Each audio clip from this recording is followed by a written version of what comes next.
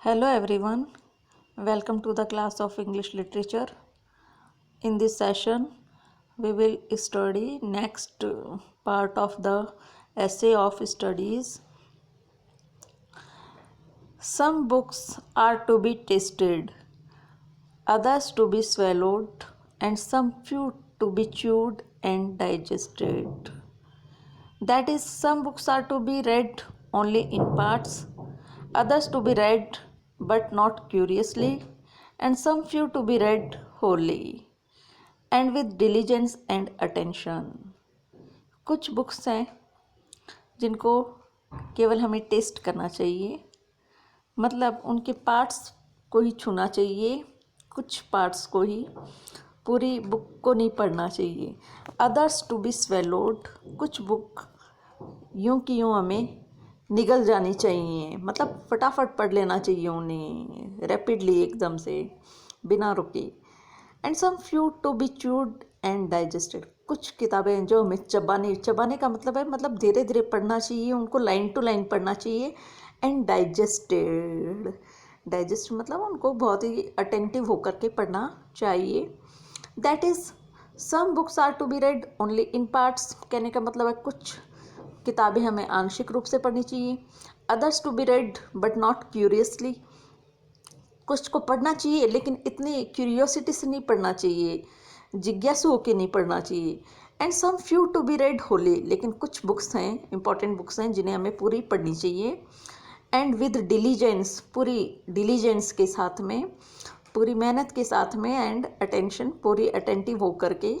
Some books also may be read by deputy and extracts made of them by others, कुछ बुक्स ऐसी होती हैं जो हमें डेप्यूटी मतलब किसी अन्य व्यक्ति के द्वारा सुननी चाहिए, वो पढ़ करके हमें सुना दे और हमें इस तरीके से पढ़ना चाहिए. And extracts made of them by others, but that would be only in the less important arguments, लेकिन ऐसा केवल कुछ लेस इम्पॉर्टेंट बुक्स के मामले में ही है. And the meaner sort of books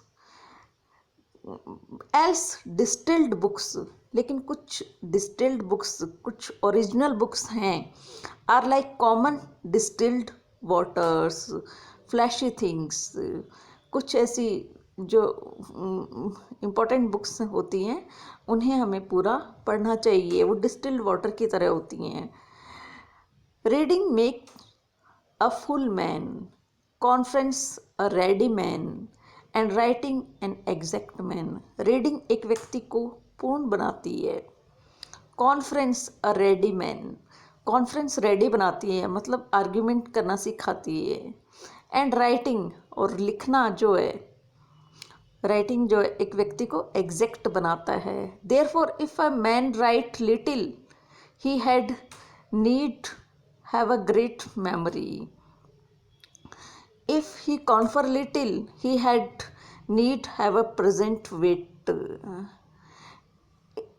And if he read little, he had need have much cunning to seem to know that he does not. Histories make man wise.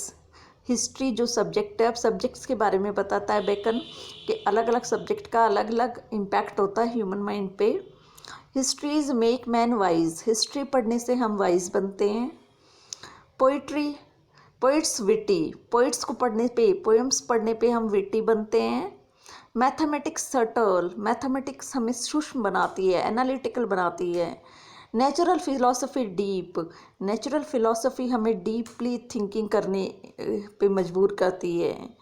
Moral grave, moral हमें grave बनाता है, गंभीर, serious बनाता है. Logic and rhetoric, logic और rhetoric जो है हमें एबल बनाते हैं टू कंटेंट, कंटेंट मतलब आर्ग्यूमेंट करना, हमें आर्ग्यूमेंट करना सिखाते हैं.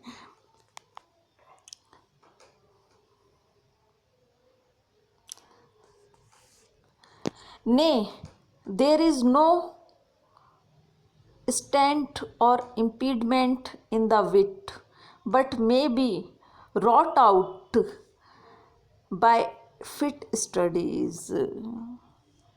Nay, there is no stand or impediment in the wit, but may be wrought out by fit studies, like as diseases of the body may have appropriate exercises.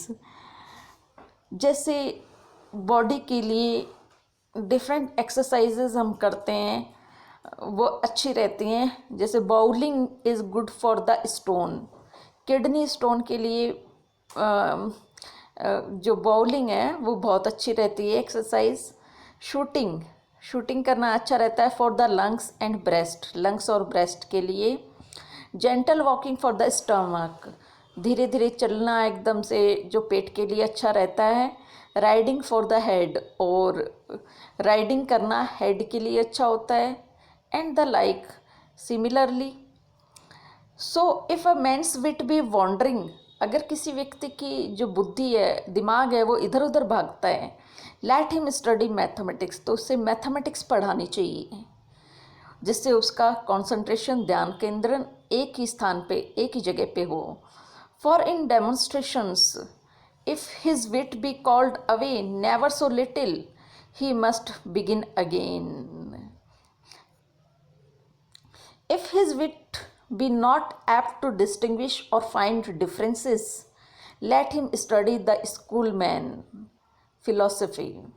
अगर किसी व्यक्ति की बुद्धि ऐसी है, उसे डिफरेंस समझ में नहीं आता है चीज़ों में, तो उसे फिलॉसफी पढ़ानी चाहिए।